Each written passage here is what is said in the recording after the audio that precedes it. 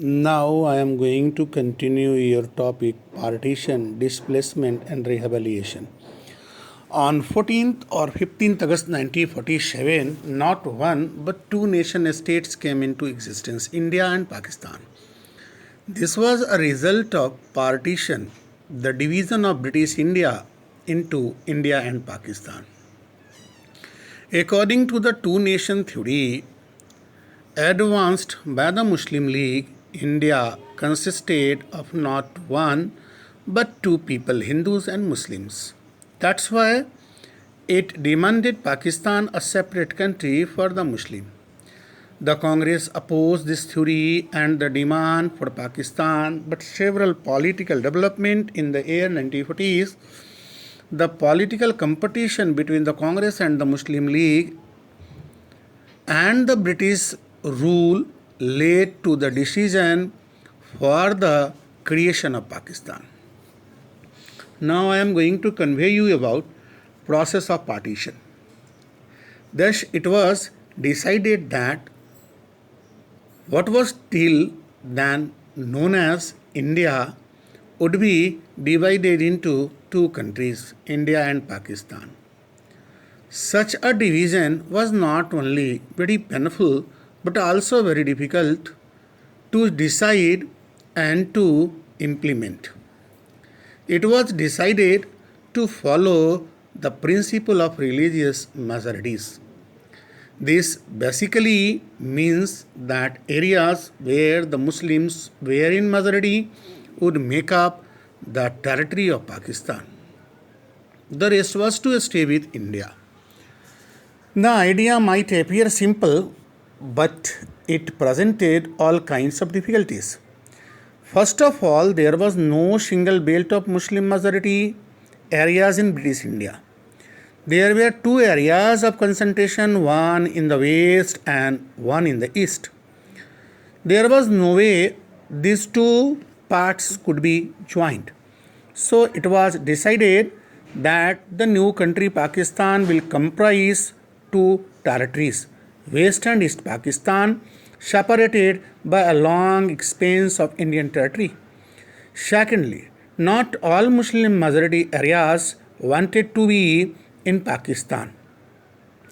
Khan Abdul Ghaffar Khan, the undisputed leader of the northwestern frontier provinces, in short form it is called NWFP. This Khan Abdul Ghaffar Khan was also known as Frontier Gandhi. He opposed the two nation theory. The struggle that was started by the Khan Abdul Ghaffar Khan was known as Red Shirts Movement.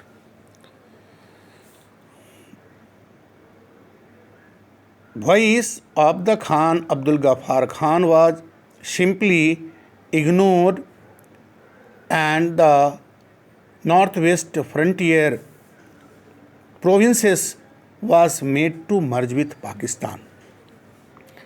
The third problem was that two of the Muslim majority provinces of British India, Punjab and Bengal, had very large areas where the non-Muslims were in majority. It was decided that these two provinces would be bifurcated according to the religious majority at the district or even lower level. This decision could not be made by the midnight of 14th or 15th August. It meant that a large number of people didn't know on the day of independence whether they were in India or in Pakistan. The fourth problem was the problem of minorities on both sides of the border. Lakhs of Hindus and Sikhs in the areas that were now in Pakistan and an equally large number of Muslims on the Indian side of Punjab and Bengal found themselves tapped. They were to discover that they were undesirable, alienated in their own house, in the land where they and their ancestors had lived for centuries. as soon as it became clear that the country was going to be partitioned. The minorities on both sides became easy targets of attack.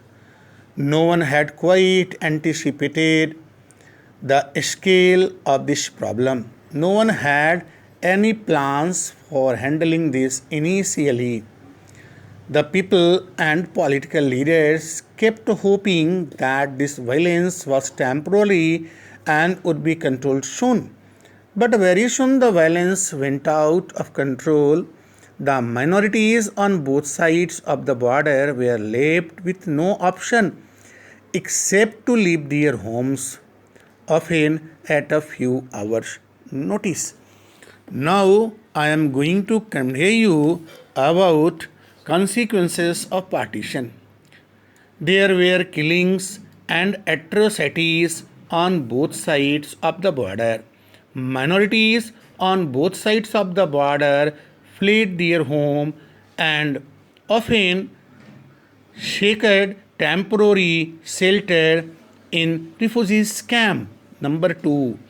While recounting the trauma of partition, writers and poets have often used the phrase that the survivor themselves used to describe partition as a division of hearts. There were competing political interests behind these conflicts. Number 3. Number 4.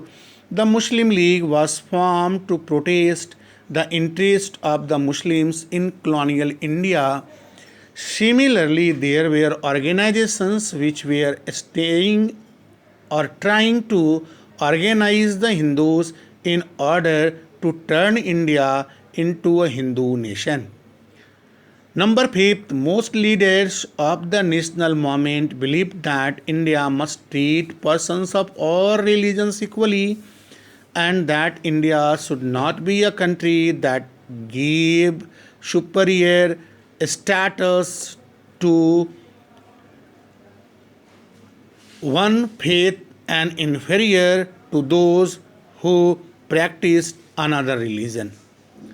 Number 6, all citizens would be equal irrespective of their religious affiliation.